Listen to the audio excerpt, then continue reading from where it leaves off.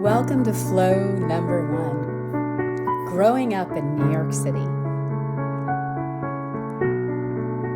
I was born at Roosevelt Hospital in New York City to my amazing parents, Hans van den Houten and Carola van den Houten. I grew up on the Upper West Side on 79th and Broadway in a beautiful landmark building called the Apthorpe. I grew up at a time where the small mom and pop shops reigned the neighborhood. Woolworths across the street, the smell of H&H bagels cooking their onion bagels and the smell coming out the front door when you walk by. Then a block away, Zabar's, and a few blocks away up from there was Teachers and Teachers 2, fabulous restaurants. There was Big Nick's and Eeyore's bookstore, La Caridad, where all the old yellow taxi cab drivers used to park their big old cabs out front. You go in from some fried plantains and black beans and yellow rice. And the Upper West Side, back in the day when I was growing up, had such a magical charm of small mom and pop shops. Returning years later, there are now so many empty storefronts and, the taking over of corporate America. There is no more Big Nick's. There's no more Teachers. There's no more H&H bagels. The closing of chapters, symbolic of life, where big corporations such as Starbucks and Barnes & Noble have flooded our country, making it difficult for smaller businesses to thrive. But I want to bring us back to growing up in New York City. I was so blessed to live in a beautiful home. But the Upper West Side, it was still rough and tumble back then in the 70s and the 80s. One block would be safe and the next block wouldn't be so safe. I remember sitting in my window of the Apthorpe facing Broadway and looking at the flashing lights of the Dublin House Bar across the street, listening to the sounds of the sirens and sometimes people singing or shouting on the streets and the ambulances and the fire engines and constant sounds of New York City that infiltrated my entire being as a young girl and created this stimulation and roots in the concrete jungle that absolutely resonates true, that you can take the woman out of New York City, but you can never take the New York City out of the woman. I am a born and raised New Yorker. Thankful for every subway ride, every bus ride.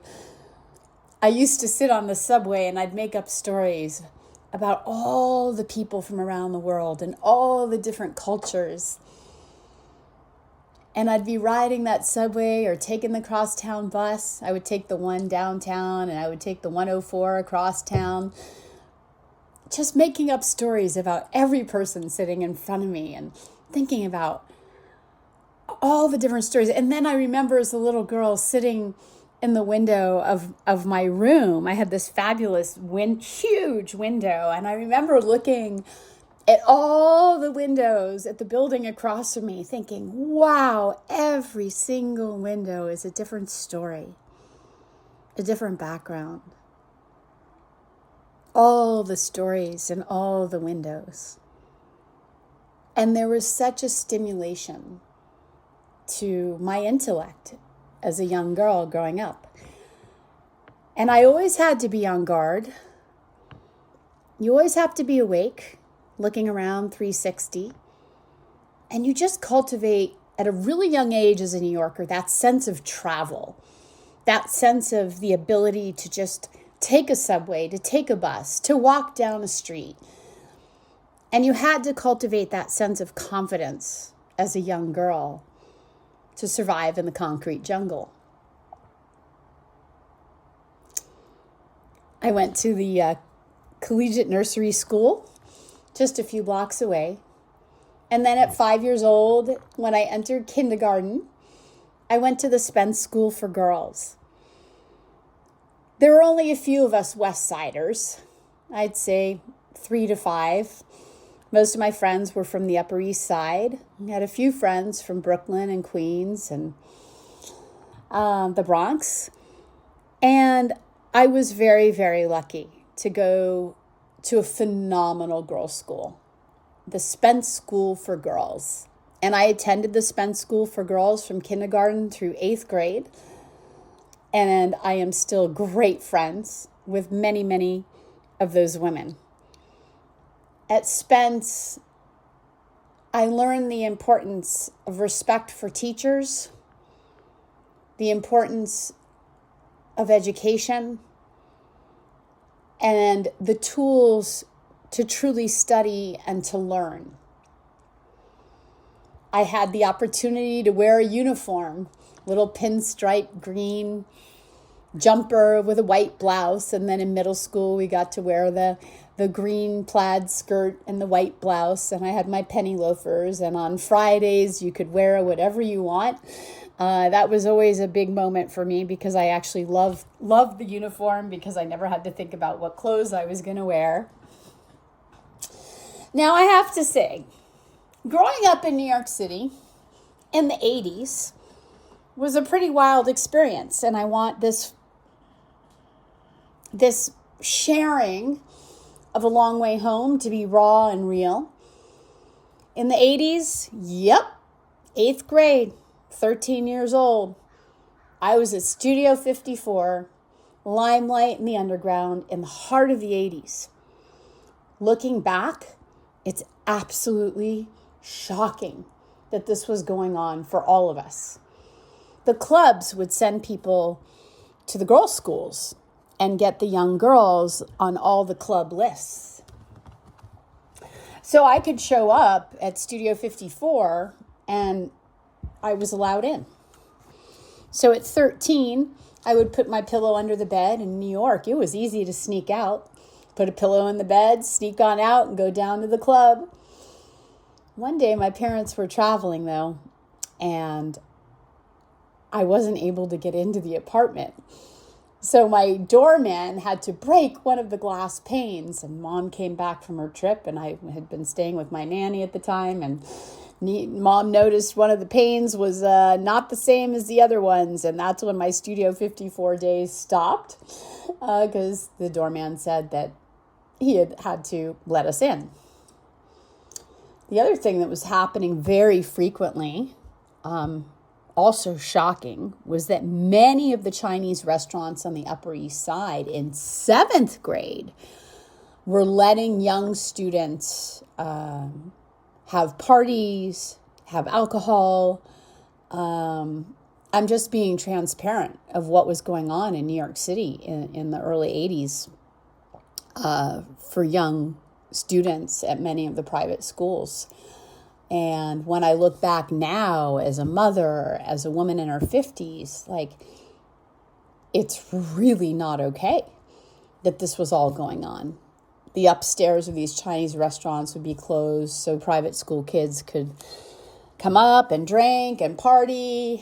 And then you had club owners from Studio 54, Limelight, Underground showing up at private schools to get young girls' names on the guest lists.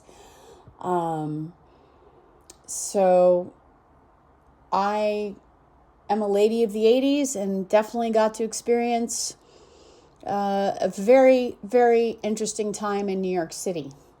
And I'm actually very, very thankful that my daughters grew up on the Umatilla Indian Reservation in Pendleton, Oregon, and did not experience going clubbing at 13 years old, because that definitely was not okay.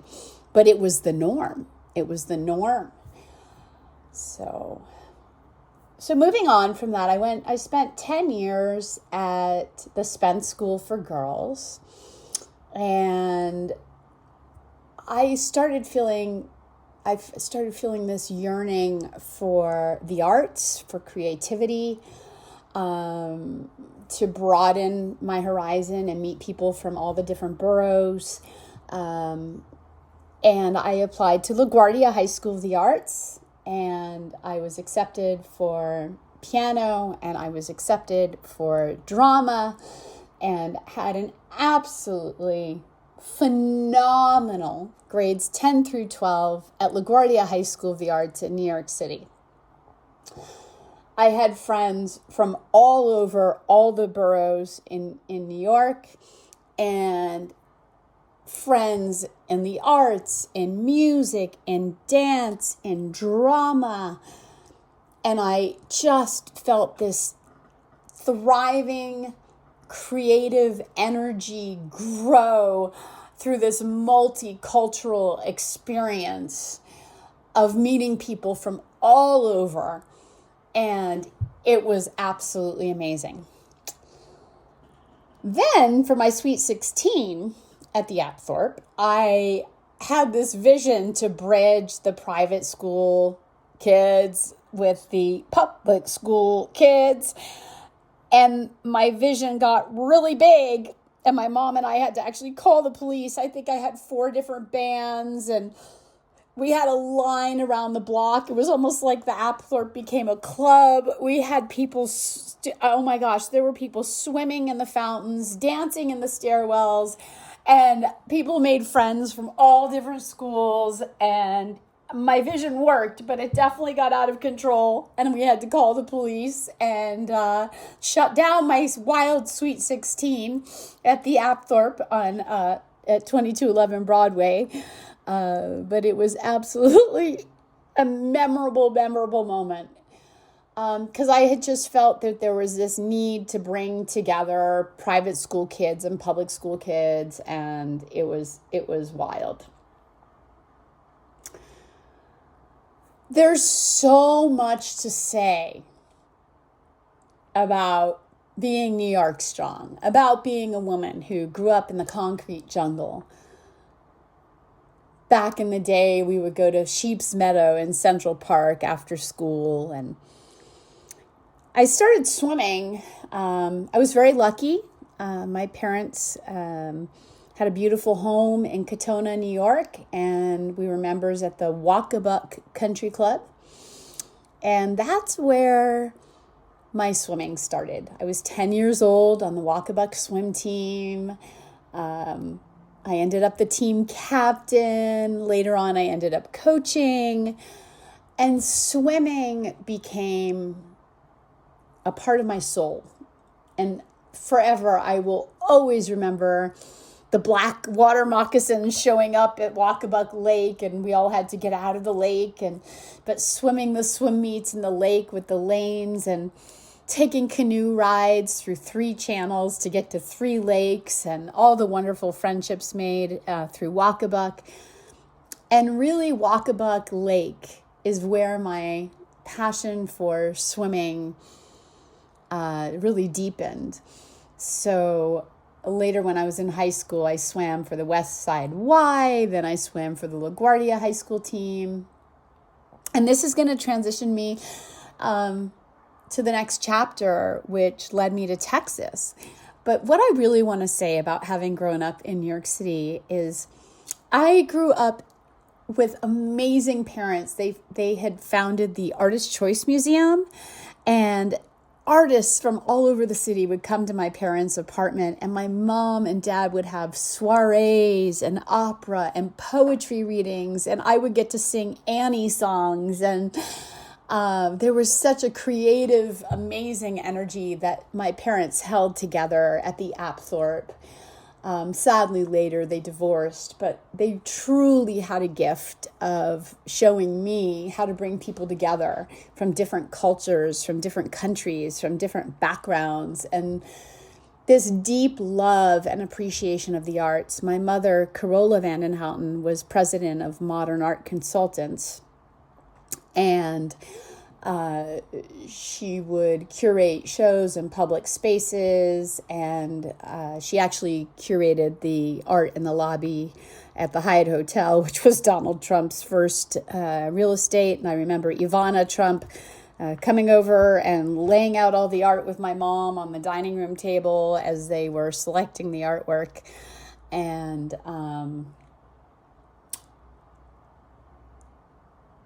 Yeah. It was amazing. It was amazing growing up with parents who were deeply committed to the arts, to bringing people together, to holding soirees, artist choice meetings, dancing, food.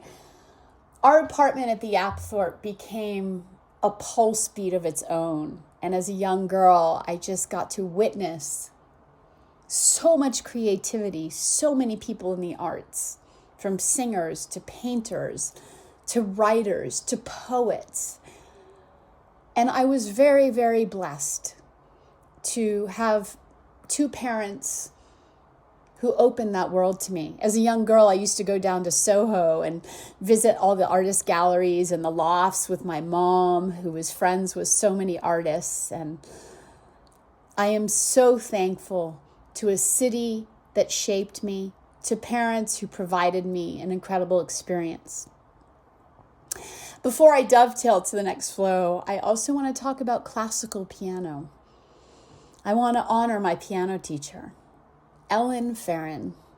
She lived across the street from the Apthorpe on 80th and West End Avenue. And I was so blessed to have a strict, incredible classical piano teacher. I got to perform at Steinway Hall. I actually performed at the smaller recital hall next to Carnegie Hall. And then she prepared me, and I did a recording at Juilliard School, which actually got me into conservatory on a scholarship at Skidmore College. But I really wanted to swim NCAA's Division I, so I ended up getting into Rice University in Houston, Texas, and went to Texas. New York City is forever my soul, my heart, the place that shaped me. I'll come back later and talk about when I returned to New York for my master's degree at Columbia University in journalism, and that story will come back later along the way. Thank you for listening, and my next flow will be the journey to Texas.